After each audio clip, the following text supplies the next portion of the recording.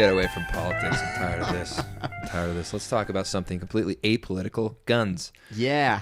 Guns. Missions. If you serve your mission in the United States, you're going to come across guns. You sure are. And unless maybe you serve in like Seattle yeah. or something. I don't know. Even there. The gun culture in America permeates everywhere, I assume. Yeah. Yeah. You're going to have segments of anywhere, I presume, that's going to have something to do with guns. Yep. And we all have gun stories, and we're gonna talk about them. We're going to share them. Yeah. So here's what I want to do. I want to talk about guns, and then I kind of want to talk about like your story, your journey, if that's okay. Sure. Yeah. This is your show. I'll do whatever. I just want you to, whatever you want to talk about. Part 3, Theo's journey. Yeah. This is part 2, I guess. Yeah. So who wants to go first? Because I got a gun story. Do you have a gun story, Lyndon? Or just like a gun topic? Do you want to start with like sort of a general discussion? Well, I guess we could start general. Because, I mean, I served in Arizona. Right. How's the gun situation there? Home of Sheriff Joe. Sheriff Joe, Arizona. They're like, we're the Wild West and we're proud of it. Yeah. And it was like an open carry state before anyone was open carry. Oh, really? Like, you think like, oh, Texas. It's like, Texas is child's play compared to Arizona. I did not know that. There's like guys walking around with assault rifles on their back. No way. For real? For real. Yep. I never saw that with my own eyes. I did see lots of dudes with just like, they got the big iron strapped to their hip. Yeah. Just walking around. Guys bringing guns to church, like on the regular. The only people that brought guns to church would do concealed carry. Okay. But yes, there were people at church with guns. Yep. I would. Okay, question. If you guys lived in the States and if you lived in like an open carry state, would you get a gun? Would you wear it on your hip? And what gun would it be? Are we all okay? Maybe that's like first question. Are we all gun nuts here? Because I'm a bit of a gun nut. Okay, I love my guns. thing is, I love to fire guns. Yeah. I love how they make me feel. How do they make you feel? Very cool. Powerful. But I also think that's like a bad thing at the same time. Right, and it's like I look at America's problems that they have, and that even bleeds into Canada to some extent. And almost on a matter of principle, if I lived in the States, I feel like I wouldn't do that because I would be very vocal against those things if I lived there. Okay. And so I couldn't be carrying and also be protesting against concealed carry and things like that. Okay. Fair point. Lyndon, gun nut? You love guns. I think I might be the only actual gun owner You're here. of the three of us. I own a 22. Theo is a gun owner. Yeah.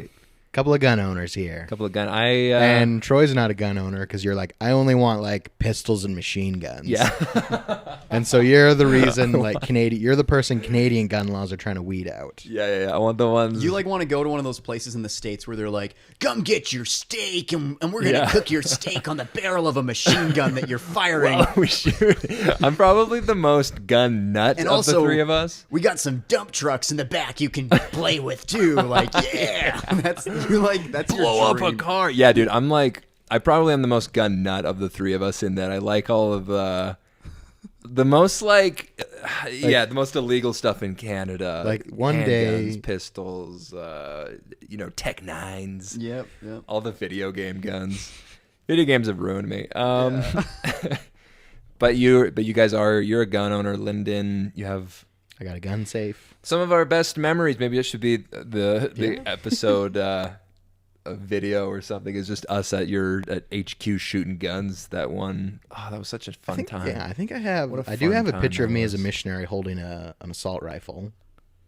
Okay. I do too. Okay. So we all have those. I have two different I don't think I had occasions. any photographic evidence. I had to put it on the but I internal held my fair memory share. of my camera because my mom was like, "You can't have pictures of missionaries holding guns." Yeah. Oh yes, you can. And I remember I held it up so that it would cover up my name tag. That defeats the whole purpose. Yep.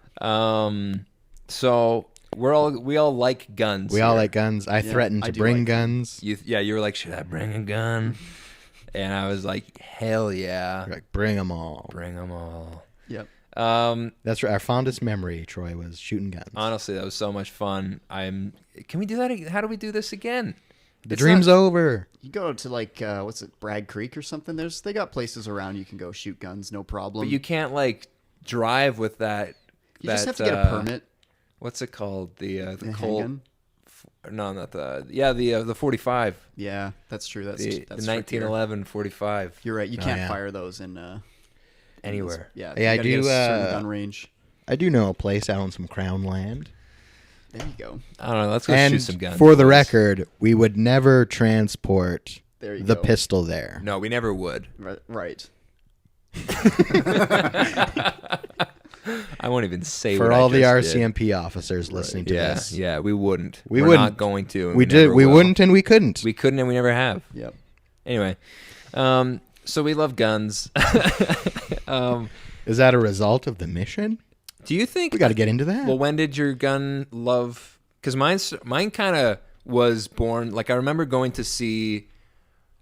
My parents, you know, God bless them. They let me have toy guns as a kid. Yeah, yeah. And I saw a lot of action movies. Yeah. Growing up, and you know, I played video games, and just over time, you just see, for better or for worse. And this is kind of goes into what you say about like how they make me feel good. Yep. Guns make me feel, they're so cool. They're They're just so cool. They look cool. Right. It's like we've watched so many of these movies showing guys like Arnold Schwarzenegger holding some gun, and you're just like, I feel like him right now. Yeah. Like I have the power of life and death in my hands. Yeah. And it's loud, and it looks cool. it's big, it's long, it's hard, and it goes boom. That's my legislation. They should make all guns have to be painted pink. Oh, maybe that would interesting. tackle the like manliness Yeah. factor that goes along with them. There's an episode of Maybe less school shootings, maybe. what's it? There's an episode of BoJack Horseman Love that. where I forget who it is, but they get a gun. It's a female character. I forget. Diane. Diane. Right. She Diane gets Wynn. she buys a gun, and there's this moment where, because like the episode deals with like her having to sort of face threats in the world, just everywhere she goes, and like women in general having to, and that just like.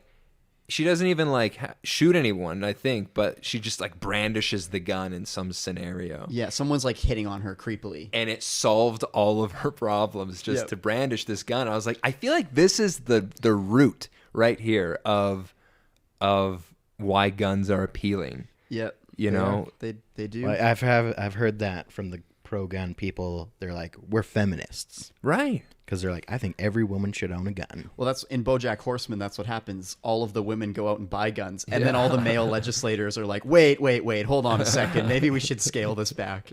It's not That kind of happened in California when the Black Panther Party started open carrying their weapons on the legislature grounds, and Ronald Reagan, who was governor, was like, actually, you know, I don't know if this is a good idea to have people carrying guns out in the open, and they passed some legislation there.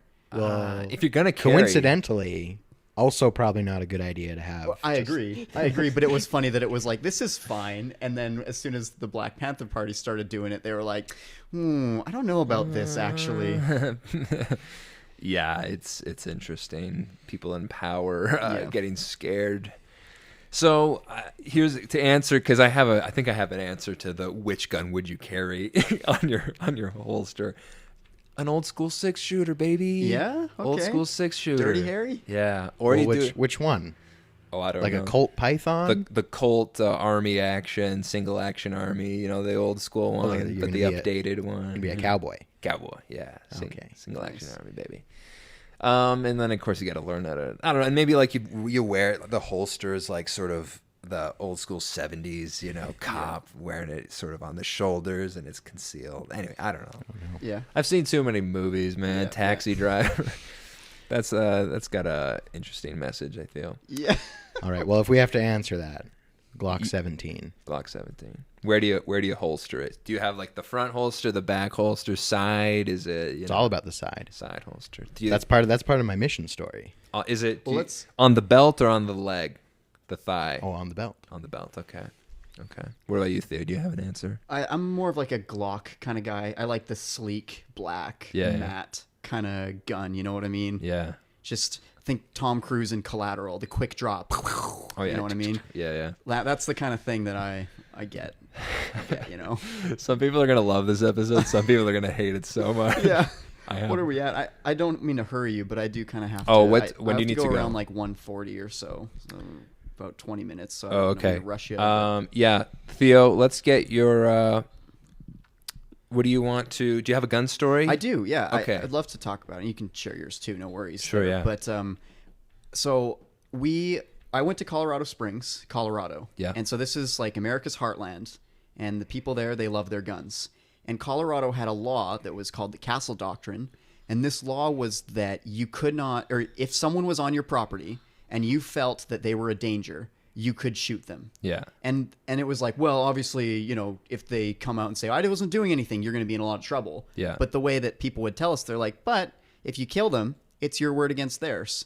And so because And of they're that, dead. because of that culture, we were not allowed to knock on doors after dark. Right. So that was fine in the summer because dark was like 9 o'clock anyways. But in the winter, it was like 5 o'clock. You couldn't just go knock on random doors if you didn't have an appointment. Right. So winters were interesting because it was like, well, I guess we don't have any appointments. Everyone canceled and we got nothing else to do. So I guess we just get to go home and hang out for the rest of the night and do some planning.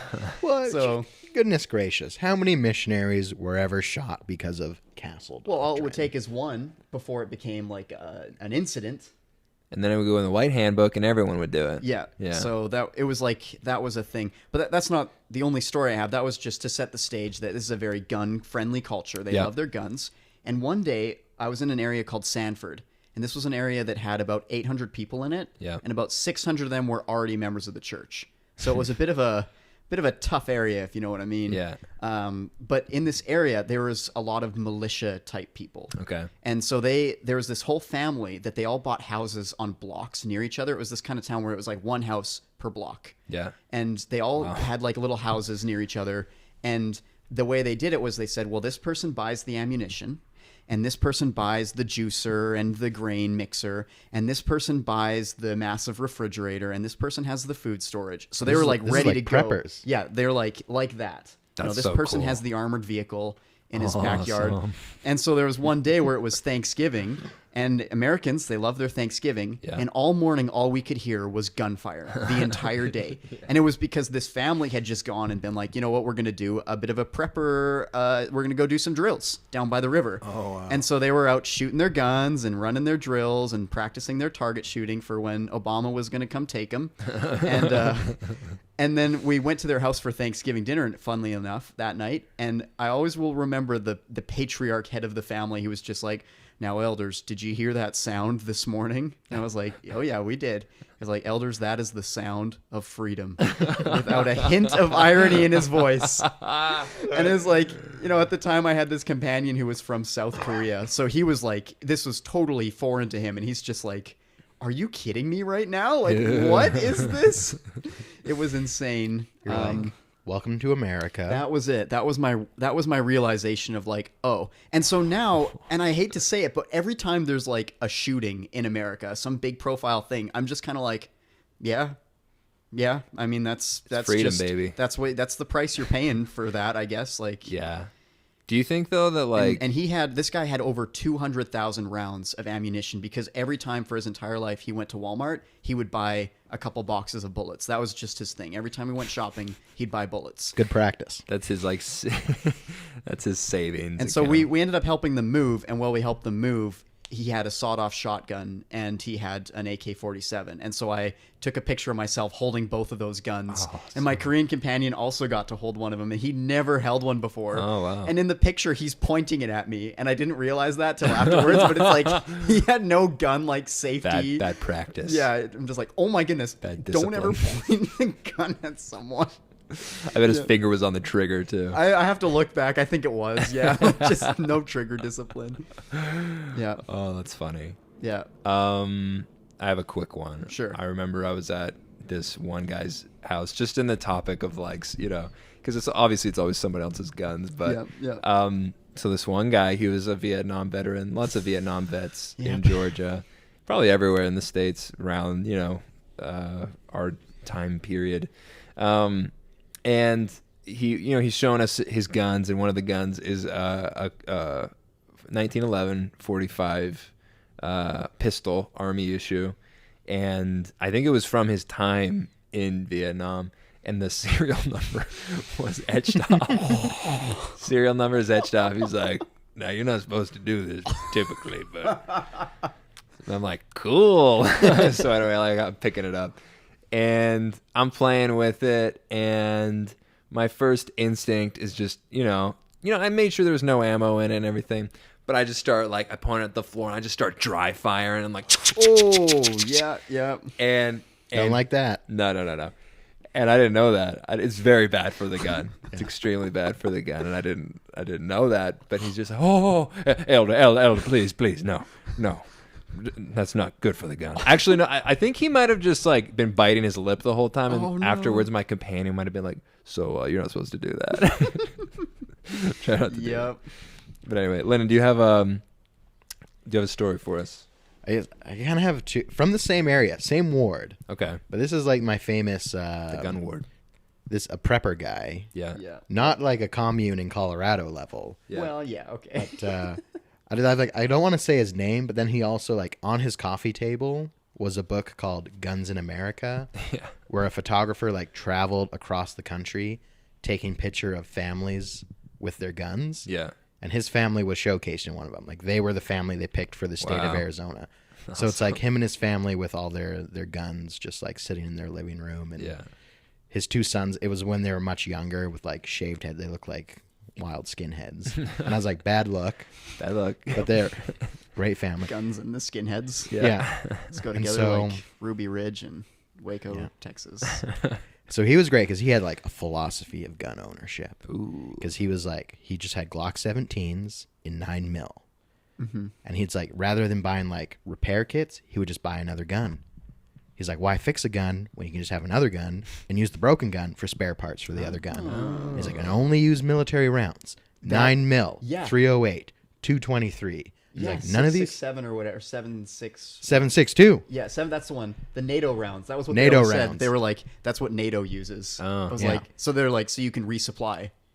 Because in their fantasy or whatever, NATO is going to be the organization that comes against them. That's so funny. Well, interesting. That and it's just like plentiful. NATO's Right, the that too. organization that comes against them. Just in case, they're Well, covering maybe. In their face. In That's what they this call fellow. them, though, NATO rounds. I was like, oh my goodness, you Well, guys. that's what they are. NATO rounds. So the rounds that NATO would supply. They're like government or Standard- like standard army military Okay. rounds. Okay. So In they the can NATO. they could when they down an enemy they can That's take right, their they ammo take their and ammunition. just Yep. reload. Okay. Yeah. Ooh, So then, yeah. that's heavy. So yeah. So he just had Really like 6 Glock 17s. It was like I think he had like one for every member of his family plus extras. Yeah. So then he had like 5 AR-15s, and it was always AR-15s and 223. Yep, that's right. And then his long rifles were chambered in 308. Yep. Though he had like a box of 30-06 armor-piercing rounds with the black tips. Okay. But he didn't own a 30-06, and he was kind of like humming and hawing because he's like, do I want something that can punch through the engine block of a Humvee? Oh my yes. He's like, but I don't want to have to own a 30-06 for that. Why not? Because what's the point of owning a 30-06? It's not a NATO round. Oh. But he also is like, but I also need it for my armor-piercing rounds in case I need to punch through the I engine hope there block. are people listening to this with their mouths like open, that this is a real, like a concern that regular people would have on a daily basis. Like, well, I have to be prepared to take down a Humvee. Gotta be able to punch through the engine, Yeah. which are notoriously like I've read that like in an event of like an active shooter, you hide behind the engine block of a car. Like these are Right. like that's the most secure place. Exactly. So obviously it's very difficult to punch through the engine block of any car. So they're Yeah. just... let alone a Humvee, let alone now this guy wants to be able to do that with these bullets. So And one these are thing. real concerns. He also owned a Mac 11 with a suppressor. So... And I actually, and I'm, Is that like the So he Uzi had- kind yeah, of gun? kind of. yeah, it's like the American-made Uzi, basically. Okay. Yeah. So I remember asking him in my little, Canadian way. I was like, "So what do you possibly need that for?" And he's like, "Well," he's like, How dare you? No, he was like, he was a very logical fellow. Yeah. He's just like, you know what? It's probably a little unnecessary. He's like, here's the number one unnecessary thing: to own an automatic weapon in America, you have to have a tax credit.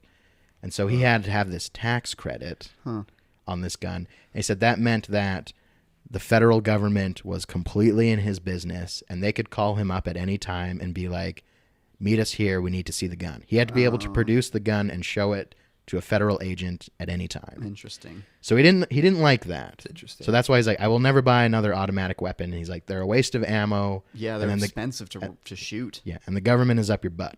Yeah. Though he wasn't very proud, he was a part owner. It was like they had to incorporate. He was like a shareholder of an M60 machine gun. Oh, interesting. So he's like, every now and then, he's like, we go out to the desert to shoot that. And Oh, my and he's goodness. that's he the ta- big, heavy Yeah. one, right? Yeah. yeah. That's And he was, solid. he Or is owned that like, the, Is that the one that Rambo dual wields? that's the one. the Okay. one with The like the famous. side fed, Yeah. the Belt- box the or belt belt fed, fed, yeah. And so he owned also a ton of tannerite. Oh my goodness. And he said they would go to the desert and like blow up bathtubs with tannerite. But his thing was, What's tannerite? it's like an what explosive. is- It's like You don't one of know the about easiest I don't know tannerite? ones about to- tannerite. No. it's now legal in Canada. You can go to Let's go blow up a bathtub. You can go buy it right now. It's like these two things. It's like German aluminum, I think. Yeah. And then one other thing where it's like by themselves, completely harmless. Yeah. When you combine them, still harmless until you shoot it with a high-powered rifle, it explodes. Yeah. Oh, It's called a reactive target. huh. So it's fun. Cool. Have you shot one? No, Theo? I haven't. The coolest thing I shot was we put some gasoline on an old camping propane thing. Yeah. And then shot at it with some 7.62 rounds, and it was like a fireball. It was the coolest thing I've ever done, probably. It felt like a real action movie. Oh, that's cool. Never shot tannerite though. But this guy, Greg, he Greg, he had calling like him the out. little well, there's a lot of people named Greg. Greg. A lot of He- people named Greg in Arizona who are famous for their. He was in a book. He's But in he a had book. like the little dummy pistols of the Glocks, and he would have my companion and I train on how to unholster them. Oh, So okay. and he's like, you got to drill this, because he told a story about a cop that like found people in his garden and like freeze, puts his hand out and shoots them all dead, but he also like Shoots shot his them hand off. through his hand. Oh no. So he's like, that's why you have to have muscle memory down. Yeah. And so he would train us all in like this self-defense stuff. So it's like, can I unholster a pistol from my hip with muscle memory? You betcha. Can you do what Tom Cruise does in Collateral when he downs those two guys? Oh no! If The, Greg, like- if Greg saw that, oh no, he did talk about it. He This said thing? like that is like that's the bare minimum. Okay. Where it's like if they're within like 12 feet or something, you have to do that. Yeah. But you That's- shouldn't. That's Yeah. where you like it's on your holster and then you like pull it out and it's sort of it's from the hip Yeah, and it's just the bare minimum. You got to Boom, be able boom. to do it very quickly. Like a Western. Yeah, so cool. Yeah. So we spent Shooting a people. lot of time hanging out with him, and then there's just one other guy, but I don't know if Theo's got time for that story. Well, I do got to go in a little bit here. It's pretty soon. So Well, maybe we should I don't know, wind up this portion of the sorry to the cramp on podcast. your style. there, No, you guys. know what? It's fine. Leave him wanting more. You tell it on your next one. For sure, for Have a sure. little Gun corner. Um But yeah, I can talk a little bit about the overarching experience of my what? mission to later. yeah, let's talk about that later. Okay. We can call it now. Okay.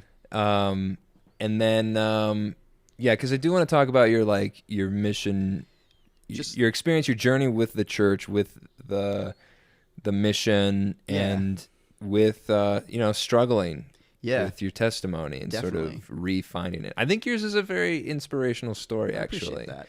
To kind of like whet the appetite of people that are like, what's that going to be? So you tune in later. Sure, yeah. This is essentially on my mission. I would say that my mission, rather than setting me up for the rest of my life to be like, yeah, I've got my testimony intact, I'm good to go.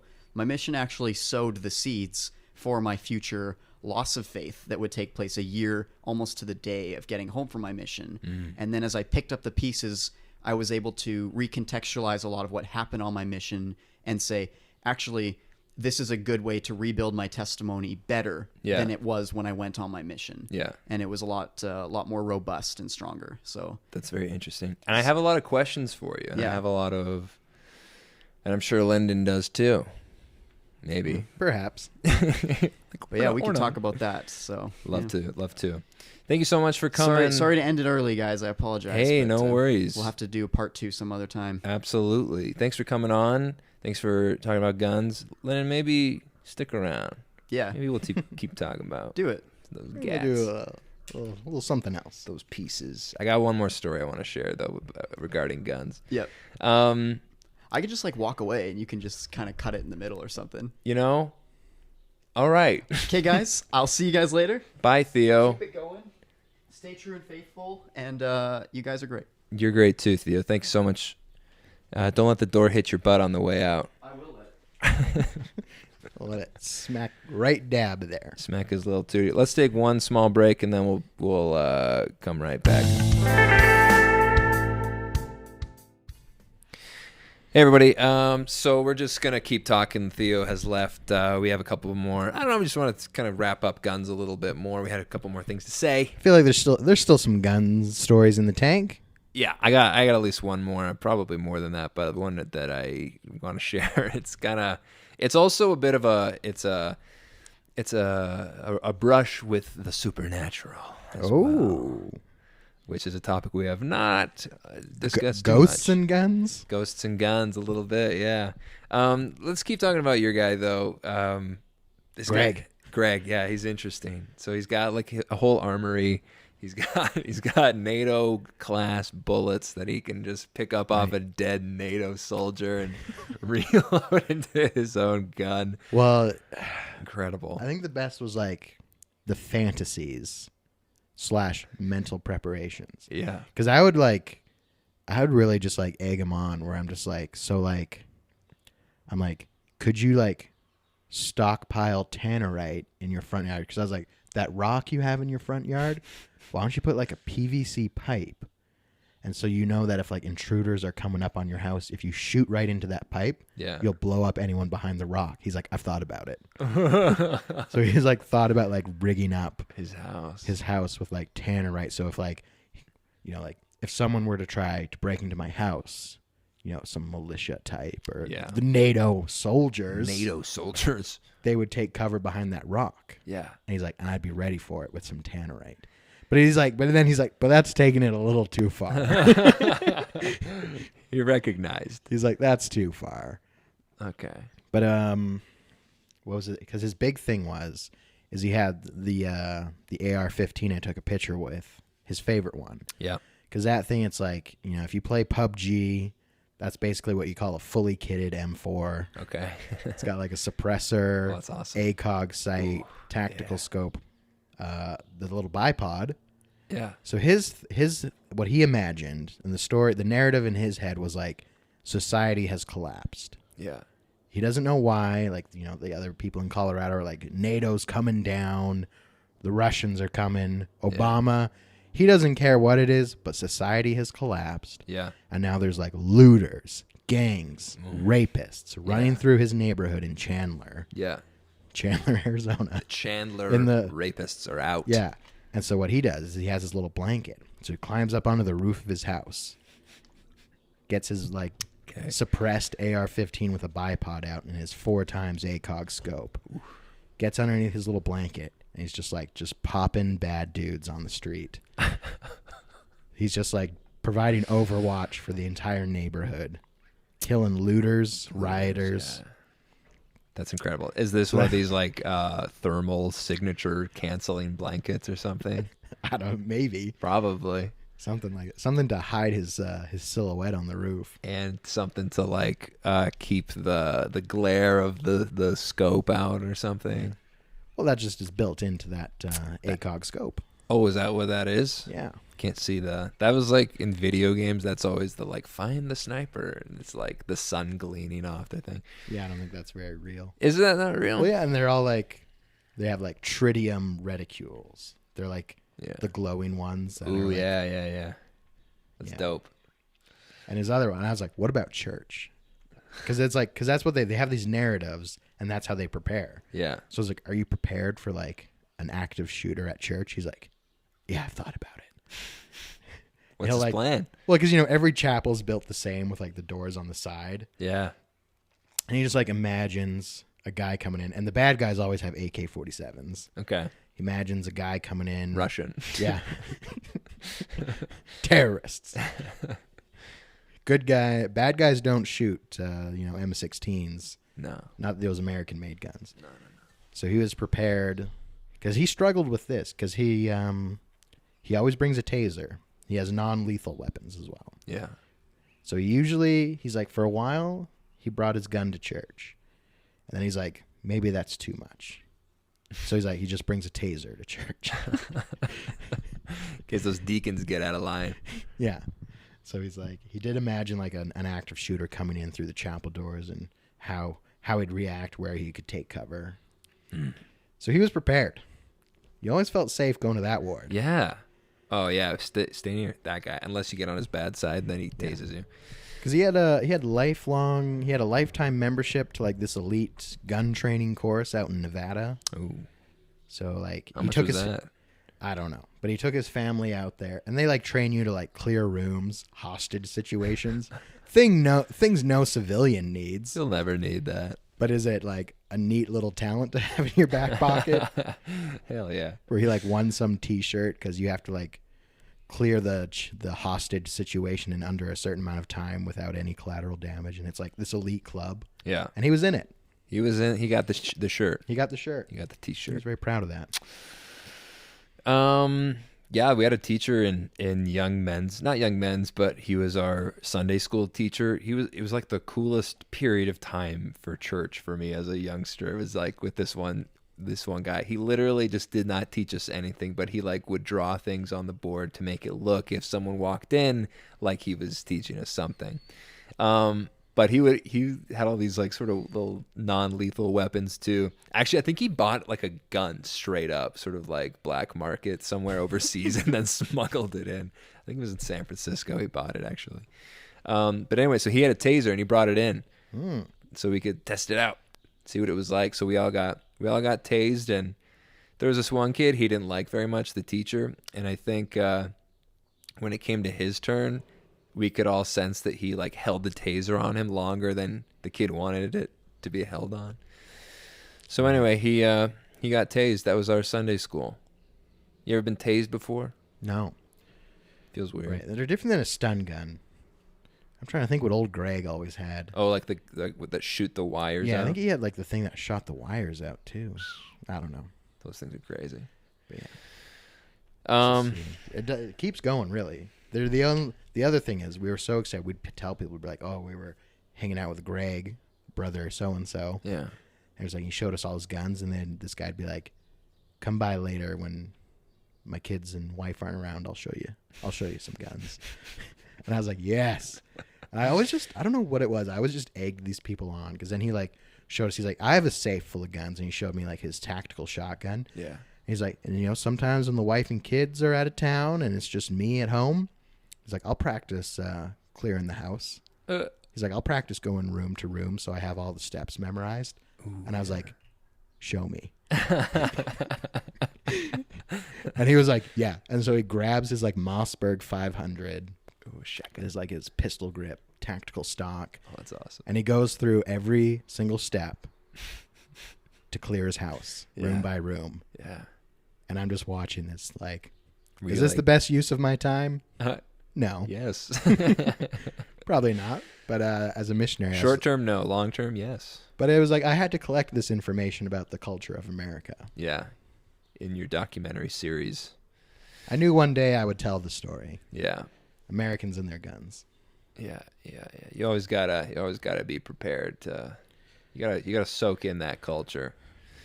And then let's not forget my one ward mission leader up in the mountains was a gun dealer. An arms dealer. He made his living selling firearms and firearm accessories. Propane and propane accessories. I almost bought a bunch of switchblades from him to bring back to Canada, and he was like so game. Like he was like, here's the thing. Here's what he wanted me to do. Yeah. He wanted me to get a P.O. box in Montana because he wanted to tap into the American market. Yeah. Canadian market. Yes, the Canadian one. Yeah. I would be tapping into the American one. Yeah. So he's like, I could just send you, if you had clientele, it's like I could send you all the stuff to the P.O. box in Montana. You just cross the border, hop on back. It's like so he's basically just like, I want you to illegally smuggle in, knives, like guns and gun accessories into America. He's like, let's do this. And I was like, yes, let's do this. And I got back from my mission and I'm like, that's a little crazy, right? That was ill-conceived. I was like, I shouldn't do that. Should I? I mean, I don't know, man. It's a crazy. So I always think about that P.O. box in Montana. That life that could have been, could still be, probably, if you still have that connection. But yeah, he was so willing. He was so willing to be like, yeah, I want to get my stuff into Canada. Well, hit him up. For the police listening to this, of course, we will never do that. And Lyndon will never do it. Yeah, crazy. Crazy talk. All right, I got a story. Is this some ghosts and guns? Yeah, this is some ghosts and guns, baby. Yes. So it was my third transfer, my first transfer in this area. I was training a missionary. We had whitewashed in, meaning that they took both of the missionaries out that were there previously and put 2 new missionaries in. So there's really no overlap. We kind of had to start relationships off from scratch, kind of thing. And so that involved a lot of visiting the members, introducing ourselves, sharing lessons, whatnot. And so we would always try to get a member present with us. And in this case, we had a young man, 17 years old, just like some teenager. And which later I learned we weren't supposed to be doing. If we were going to go visit like a woman, it had to be like an adult with us. But we didn't realize this at the time. Were those the rules? I think they were. I later found that out. Sounds right. Yeah, it sounds appropriate. Just on the face of it, it sounds right. So anyway, we go to this one lady's house with this 17-year-old, and she's an older woman. She's sort of housebound, and she doesn't come out to church anymore. So we're gonna go and visit her and introduce ourselves, etc. So we get there, and now this lady's a talker, big time talker. We get there like it felt like we got there at like I don't know 5 or 6. Like it was still light out. And by the time we left, it was dark out. Like, that's how much she talked. And I was trying to, like, get in and word edgewise, because after a while, I'm just like, we got to do something. We got to, like, just share a message and get out of here. Like, this is just kind of wasting our time here. And so every moment or so, I'm trying to be like, she's just like, and then they came after me. And after a while, I don't know if I'd zoned out or something. And I noticed this, like, metal box sitting on the coffee table in between us, and I didn't really pay much attention to it, but then like I kept looking at it, and then she just like stops, points to the box, and says, "You want to know what's in that box?" And I was like, "Sure." She's like, "Take a look." Was this old lady Quentin Tarantino? Yeah. Is this Pulp Fiction? Yeah, and then I opened the box, and there's like this glow that came out from it. And my companion was like, "We happy? We happy?" And I was like, yeah, we happy. So anyway, I opened the box, and what is inside but the biggest, most chrome, most laser-sighted, like Magnum revolver gun I'd ever seen. This thing was like, speaking of Pulp Fiction, it was like the hand cannon that guy. Like, it was so big. This big old revolver, had a laser sight. I'm just like, what is this lady doing with this gun? Like, she can't even like get up to walk, and she's got like the biggest hand cannon, dirty, hairy Clint Eastwood gun I'd ever seen. It was so cool. And immediately I'm just like pointing it around the room, and like doing the thing where you like take the chamber or whatever, the barrel, just like doing that old trick. And so like, and then I hand it off to my companion, and she's like telling us like, "Yeah, that gun, boy, it's a real nice gun. It's the best gun I have for sure by a long shot." And then we're all like kind of look at each other, and we're like, "You have more guns?" And she's like, "Come this way." Cut to us like walking behind this old lady into her bedroom. She keeps her guns in a bedroom in a pillowcase up in the corner of her closet. A pillowcase, yeah. I don't know. Very secure. I don't know if that's proper, method or not. She takes this pillowcase down. She empties it onto a bed, like probably 15 handguns just roll out onto the bed. And it was kind of a glorious sight to see for like the gun nut that I am, like just to see all of these. And there's all different kinds. It looked like there was like a little Walther PPK or whatever, like the James Bond gun. And there's like a Beretta and like a Glock and just so many guns. And like these old guns, I like couldn't even tell what kind they were. And we're all just like, kids in a candy store, just like meow, meow, meow, meow, again, I'm dry firing these guns, you know, just wrecking the firing pin. And she's, and I couldn't really hear her too, like I could hear her, but I just wasn't listening. But she was talking about how she spent time in like Louisiana or like New Orleans, and how like, basically she was telling the story of like how each gun helped her fend off some like rapey dude, you know, like some guy who's trying to like get with her. And she's like, so then I pull out my gun and stick it under his chin and say, get the F out of here or something. And like she said, she's like F, you know, like she's was swearing at the guy. And so that's a weird story, you know, like lots of these sort of things. Like I had to do this, and I had to, you know, I don't think I ever asked if she ever actually shot anyone, or maybe I did. I think she might have said she got shot too one time. And she was like this woman who, you know, she had her run-ins with danger.